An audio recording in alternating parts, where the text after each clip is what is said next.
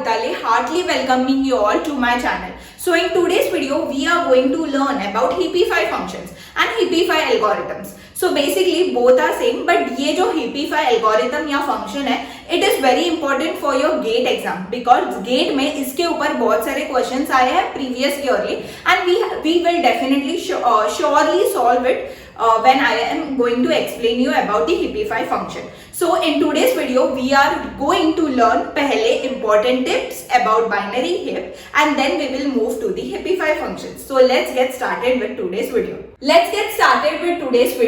In today's video, we will first start with an important chaska, that is important tip for your binary Hip. Okay, so what is that chaska? That is, अगर मैं assume करूँ मेरा जो size होगा, size of my binary Hip, of the binary Hip, I will denote by capital N. Okay. Now, what will be the range of the leaf node? मतलब कहाँ से कहाँ तक मेरे leaf node है और कहाँ से कहाँ तक मेरे internal node है, तो वो कैसे मैं find out करूँगी? So, the range of leaf node and the range of internal node. मतलब मुझे फाइंड आउट करना है range of leaf node and the range of internal node. But very important is, अगर मेरा root node initialise index is from 0, तो ये जो मैं रेंज लिखूंगी दोनों का वो हमेशा एप्लीकेबल होगा for your binary hip. Okay, तो अगर मेरी index starts from 0, that is my root node starts from 0th element, then this range of leaf and internal node is always valid. Okay, let's take the diagram या example of my binary heap. So अगर ये मैं structure निकालती हूँ मेरे binary heap का, okay, now I am taking the example of max heap. Okay, तो ये मेरा 90 होगा, ये मेरा 75, 85 होगा, ये मेरा 35, 25 होगा और ये मेरा 65 and 50 होगा. Okay, so you may have aware of what is max heap, that is मेरे parent node होगा ना, वो हमेशा greater value होगी मेरे दोनों child से. मतलब ये दोनों child है, इसका तो root node का ज्यादा value होगी. Okay, मतलब एक parent होगा तो उसका जो वैल्यू होगा उसके बच्चों से बढ़कर होगा. एंड मैक्स हीप में तो सबसे मिनिमम, दैट इज सबसे बड़ा नंबर हमेशा रूट नोड पर होता है. Please note it. Okay, max heap में सबसे बड़ा नंबर या सबसे बड़ा नंबर हमेशा रूट नोड होता है. दैट इज मैक्सिमम वैल्यू हमेशा रूट नोड की होती है. Okay, now let's get started with the range का प्रॉब्लम. अगर मेरा root node index start from 0, ये 1 होगा, ये 2 होगा, ये 3 होगा, ये 4 होगा, ये 5 होगा और ये 6 होगा. ओके, तो अभी मुझे क्या रेंज फाइंड आउट करना है? इंटरनल नोड और लीफ नोड का. ओके, अगर मैं ये मेरा जो एलिमेंट्स है वो मैं एरे में स्टोर करती हूँ, तो ये होगा मेरा 90, ये होगा 75, ये होगा 85, then comes my 35, then comes 25, then comes 65 and then comes 50. मतलब 0, 1, 2, 3, 4, 5 एंड 6. सो कहां से कहां तक मेरा इंटरनल नोड है? 0 से लेके 2 तक मेरा इंटरनल नोड है. दैट इज 90 से लेके 75, ये मेरे इंटरनल नोड है. ओके, एंड मेरे लीफ नोड 3 से 6 तक मेरे लीफ नोड है. Okay, so I will start with the range. Okay, अगर मैं कहूं कि मेरा range of internal node always starts with 0, क्योंकि मेरा रूट नोड 0 से स्टार्ट हो रहा है, बट 2 n/2 का बेस वैल्यू -1. ओके, जब भी मेरे को इंटरनल नोड फाइंड आउट करना है मेरे बाइनरी हीप का, तो मैं क्या लिखूंगी? 0 to n/2 का बेस वैल्यू -1. ये कब एप्लीकेबल है? जब भी मेरा रूट नोड 0 से स्टार्ट होता है, मतलब उसका इंडेक्स 0 से स्टार्ट होता है, तब ये रेंज एप्लीकेबल है. Okay, so what will be the range of leaf node? The leaf node will start from n/2 का base value to n-1. Okay, I will take capital N so that you will understand it more clearly. Okay, Now let's take the value of n and let's see कि ये जो range है वो मैंने properly mention किया है या नहीं. Okay, so now n is equal to 7 होगा, क्योंकि मेरे नंबर ऑफ एलिमेंट्स कितने हैं मेरे हीप में 7. It starts from 0 to 6 but the total elements in my binary heap is 7. Okay, now 7 elements है, तो अगर मैं रेंज निकालूं मेरे इंटरनल नोड का, तो internal node always start with 0, because मैंने क्या बोला, ये रेंज 0 से एप्लीकेबल है. तो internal node start with 0 to n/2 का base value -1. Okay, now let's substitute the value of n. 0 to 7/2 -1, that is 0 to 3.5. Okay, 3.5 का base value -1, so 3 minus 1, that is 0 to 2. Okay, the range of the internal node range from 0 to 2. Now let's see, मैंने जो internal node का range लिया था मेरे array में, वो भी 0 to 2 से lie करता है. Definitely yes, it starts from 90 and its end to 85, but उसका index 0 to 2 में lie करता है. So मेरा internal node का जो range है वो applicable है when index is equal to 0 से start होगा, तो it will give you the right answer.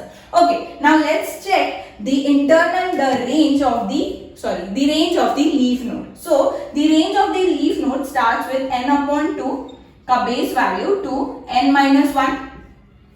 Okay, so मैं n का वैल्यू सब्स्टिट्यूट करती हूँ, तो ये मेरे को 3.5 देगा टू 6 बराबर, ये मेरे को 3 देगा. 3 to 6 के रेंज में मेरा लीफ नोड रेंज होगा. So you can see 3 to 6 में मेरे लीफ नोड है. So I have given you the example कि कैसे सॉल्व करते हैं और कैसे मुझे रेंज मिलेगा मेरा internal node. Like internal node start to end कहाँ होगा and leaf node start to end कहाँ होगा. So let's move to the heapify function. Let's get started with the explanation part of hippify function. What do you mean by this function? Why it is used? Let's get started with this. Okay, पहले part है कि ये क्यों use करते हैं, we will understand it, and ये कैसे use करते हैं वो आगे जाके तो पढ़ने ही वाले. सो ये क्यों यूज करते हैं, कभी कभी मेरे बाइनरी हीप में कोई ना कोई का नोड या कौन सा भी एक नोड कभी तो वॉयलेट करता है मेरे बाइनरी हीप का प्रॉपर्टी. दैट इज, अगर मेरा binary heap, for example let us assume कि मेरा बाइनरी हीप मैक्स हीप है. दैट मीन्स मेरा जो पैरेंट नोड होगा उसकी वैल्यू दोनों चाइल्ड से बड़ी होगी. बराबर, अगर मैं मैक्स हीप लेती हूँ तो यू नो दैट उसका जो पैरेंट होगा, कोई भी रूट पैरेंट या इंटरनल नोड या कोई भी जो भी पैरेंट होगा, उसकी वैल्यू हमेशा ज्यादा होगी उससे दोनों चाइल्ड से. बट समटाइम्स ऐसे प्रॉब्लम्स देते हैं गेट में, या समटाइम्स बाय मिस्टेकली ऐसे ट्री होता है जो वॉयलेट करता है. दैट इज, एक नोड होता है जो वॉयलेट करता है मेरे प्रॉपर्टी मैक्स हीप का.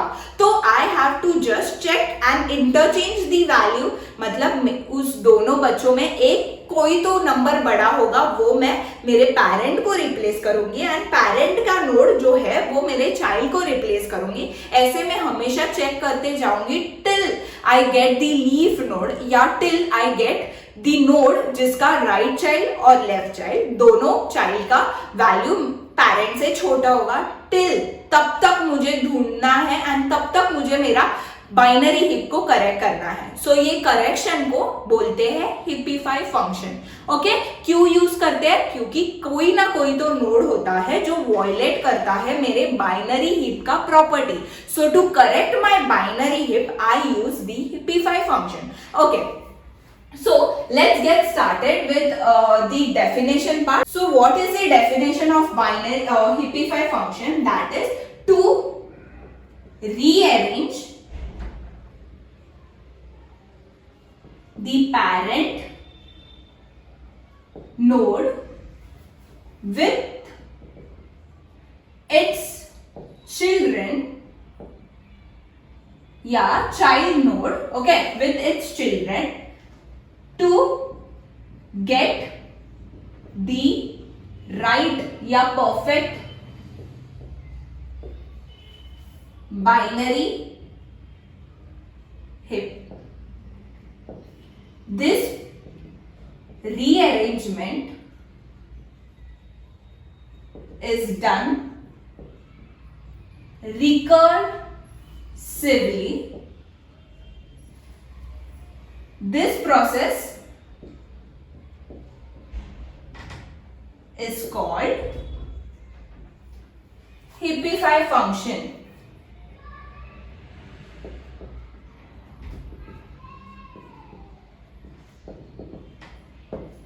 ओके मतलब मैं अरेंज करती हूं मेरे पेरेंट के नोड को and the child node recursively to get the proper binary heap. This function is called as the Hippify function. So let's take the example. First we will move to the max heap.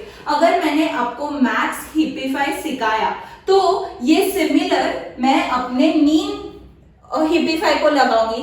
That means अगर मैं max आपको सिखा रही हूँ तो ultimately you will get the knowledge या you will get the idea of the mean heap. So let's take the example of max heap. Okay, so this is the my binary heap. Okay, now मैंने क्या बोला कि मैं क्या use करूंगी मेरा max heap. That means I have used your binary max heap. So what the definition of max heap states that मेरा जो नोड होगा parent नोड वो हमेशा बड़ा होगा मेरे दोनों चाइल्ड से. But here is the ith term, that is I जो है मेरा ith term या ith एलिमेंट है that violates the property of my max heap. क्यों बोलो? क्योंकि उसके दोनों चिल्ड्रन की वैल्यू उससे बड़ी है, राइट? बट ये तो मीन हीप की प्रॉपर्टी है. बट नो बच्चास, आई टोल्ड यू कि ये मेरा मैक्स हीप है. That means I used your maximum heap. मतलब मेरा मैक्स हीप मैं यूज कर रही हूँ and this violates the property of my whole binary heap. तो मैं क्या करूंगी? मैं कंपेयर करूंगी उसके दोनों चाइल्ड को. Okay, now this is its left child and this is the right child, that is 2i and this is 2i plus 1 वाला child. बराबर? तो मैं चेक करूंगी कि मेरे 2i का वैल्यू बड़ा है या छोटा है. तो मेरे 2i का वैल्यू बड़ा है उसके राइट चाइल्ड से. That means the left child has the greater value than the right child. तो मैं क्या करूंगी? ये नोड को मैं हटाऊंगी.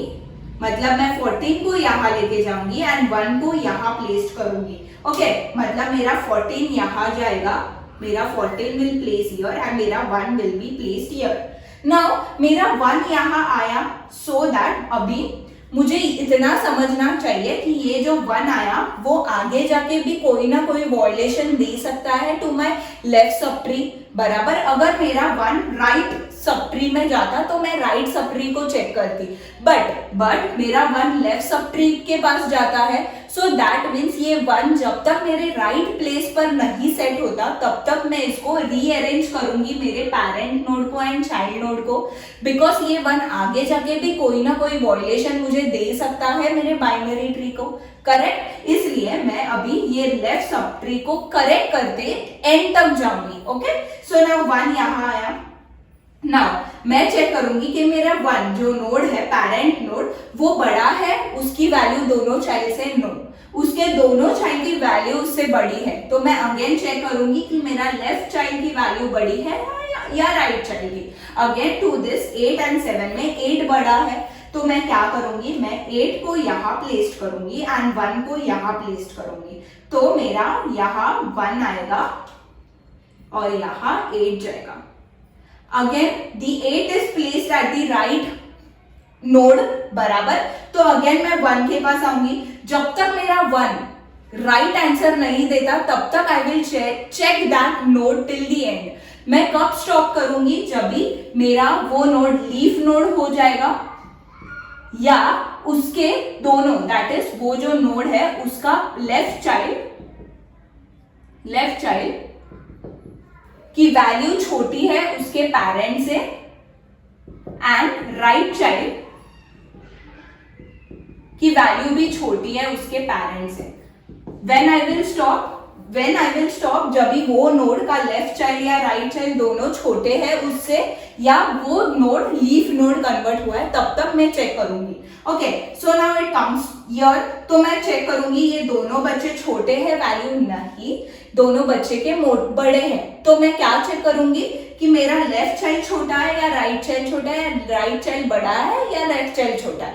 तो यहाँ राइट चाइल्ड बड़ा है तो मैं मेरे राइट चाइल्ड से रिप्लेस करूंगी उसकी वैल्यू, तो यहाँ मेरा 1 आएगा और यहाँ 4 जाएगा. सो that means 4 is here and 1 is here. Now 1 is the leaf node. मैंने क्या बोला, अगर ये दोनों कंडीशन से एक राइट होता है तो you have to stop there. Now 1 is the leaf node, तो I will stop here. Now I will see कि कोई नोड डिस्टॉर्शन या वॉयलेशन देता है. नो, यहाँ ये पूरा मैक्स हीप है. What is the important point of the max heap पता है? जब भी मैं ये यूज करती हूँ तभी सबसे बड़ा नंबर, सबसे मैक्सिमम नंबर हमेशा रूट नोड का होता है मैक्स हीप में. अंडरस्टूड? नाउ ये ही सेम कंडीशन मुझे यूज करना है for my min heap. Let's take the example for the min heap. Okay, let's take the example. This is the example of min heapify. यहाँ मेरे को क्या यूज करना है? मीन हीप यूज करना है. दैट मीन्स मेरा जो पेरेंट होगा वो वैल्यू छोटी होगी उसके दोनों चाइल्ड से. सो यहाँ रूट नोड मेरे को वॉयलेशन देता है. बराबर, यहाँ जो रूट नोड है वो मेरे को वॉयलेशन देता है. तो मैं क्या करूंगी, पहले ith नोड के पास जाऊंगी जहां वॉयलेशन देता है मुझे. वो नोड जो ith नोड है जो मेरे को रॉन्ग आंसर दे रहा है, मैं उसको ith डिक्लेयर करती हूँ. ओके, नाउ ये ith कब तक मैं चेक करूंगी? जब तक ith is the leaf node या ith का वैल्यू स्मॉलर है उसके लेफ्ट चाइल्ड से एंड ith का नोड राइट चाइल्ड से भी स्मॉल है. This is the first condition and this is the second condition. मैं कब तक ये ith नोड को मॉनिटराइज करूंगी? जब तक मेरे को ये दो कंडीशन फुलफिल नहीं होती तब तक, ये दोनों में से एक. ओके, नाउ यहाँ 90 जो है उसकी वैल्यू बड़ी है दोनों चाइल्ड से. तो मैं क्या करूंगी, ये दोनों चाइल्ड में से जिसकी वैल्यू बड़ी है वो रिप्लेस करूंगी मेरे नोड से. तो यहाँ मेरा 90 आएगा और यहाँ मेरा 35 जाएगा. ओके, नाउ आगे मैं जैसे देखने जाऊं तो 90 इज द लीफ नोड. ये दोनों कंडीशन में से एक फुलफिल हुआ तो this 90 I have to stop traversing because 90 is placed at the right node. Okay, so ये जैसे मैंने मैक्स हीप का लिया वैसे मैंने स्मॉल एग्जांपल लिया है मीन हीपिफाई का. But what is the worst case, best case and the average case? Let's get start with that. अगर worst case is when will be the worst case? जब भी मेरा node internal node, that is मेरा node जो root node के पास है वो, और वो पूरा ट्रैवर्स करके मेरे लीफ नोड तक आता है. दैट मीन्स जो मैंने एग्जांपल लिया था मैक्स हीप के टाइम, मेरा ith नोड जो मेरा रूट नोड था वो मैंने पूरा ट्रैवर्स करके मेरे लीफ नोड तक लाया. मतलब I have traverse almost the whole tree. बराबर, ये ट्रैवर्स करते वक्त I use one operation that is heapify operation, जो constant amount of value that is constant value use करता है. जब भी मैंने ये कंपेयर किया तभी आई डिड टू कंपैरिजन, ये और ये वाला कंपैरिजन किया. बराबर, लेफ्ट एंड राइट को कंपेयर किया, get the right number and I have to traverse that number to the parent node. बराबर, so I am doing some constant amount of traversing or I need some constant amount of time to do that. बराबर, comparison. So in worst case I need some constant time for traversing. बराबर, and I will traverse the whole binary tree that is H. बराबर, I traverse the whole binary tree. तो ये क्या देगा मुझे? 0 that is sorry, it's not 0, big O of K and H. Now the H height कैसे निकालूंगी मैं? K is equal to log base to n. बराबर, मेरा हाइट क्या है पूरा ट्री का maximum, that is log base to n. तो which gives me the complexity that is big O of log n. Okay, understood? Now moving forward कि मेरा best case क्या होगा? जब भी मेरा लीफ नोड के ऊपर वाला नोड होगा. मतलब अभी यहां मैंने जो किया ये मेरा लीफ नोड है.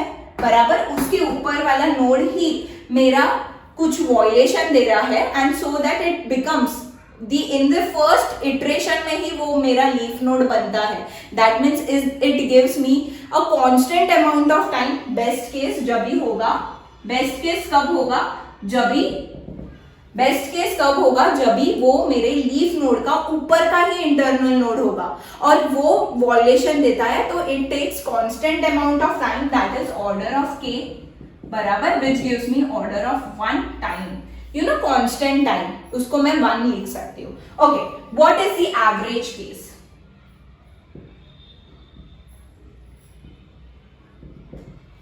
एवरेज केस कैसे मैं निकालूंगी, जैसे कि अगर मेरा पूरा हाइट n से मैं डिनोट कर रही हूँ या पूरा हाइट h से मैं डिनोट करती हूँ, ओके, तो मेरा हाइट h/2 जब मैं करती हूँ, दैट इज पूरा हाइट को डिवाइड बाय 2 करती हूँ, मतलब कहा तो इंटरनल नोड मतलब लीफ नोड के थोड़े ऊपर वाले इंटरनल नोड होंगे. मैंने बेस्ट केस में भी तो वही कंडीशन लिया, बट मैंने क्या बोला, लीफ नोड के जस्ट ऊपर वाला नोड होगा ना, जिसको मेरे को कांस्टेंट टाइम लगेगा for traversing, just I have to compare the 2 childs and just bring it to the leaf node. तो ये जो कांस्टेंट टाइम लगेगा, सिमिलरली जब भी मैं h/2 लूं फॉर माई एवरेज केस, तभी I will get the node just before my leaf node बराबर. अगर मैं आधे हाइट से ही चेक करूं तो मेरे को again constant amount of time ही लगेगा to traverse back to that ith node to the right position. So that means ये भी मुझे कांस्टेंट अमाउंट ऑफ टाइम देगा, that is big O of constant time. Understood? So how is the worst case is the log n, best case is log 1 and average case is constant amount of time. Understood? So this was all of my Hippify function and important tip. That's it for today's video. So in today's video we end up by using and getting all the important features and information based on Hippify functions. ये बहुत important था for your GATE perspective, okay, for all the engineering students. And that's it for today's video. I hope you enjoyed it. अगर कोई video चाहिए and notify होना चाहिए, you have to do the easiest and the freest work is that please tap that bell icon and subscribe button दबाना भूलना मत, क्योंकि अगर मैंने कोई न्यू वीडियो डाला तो मैं हमेशा पॉपअप होनी चाहिए कि आज कोई तो new video, and I am sure वो वीडियो आपके लिए definitely 101% it will be useful for you. Okay, so that's it for today's video. Have a nice day. Bye bye. Love love.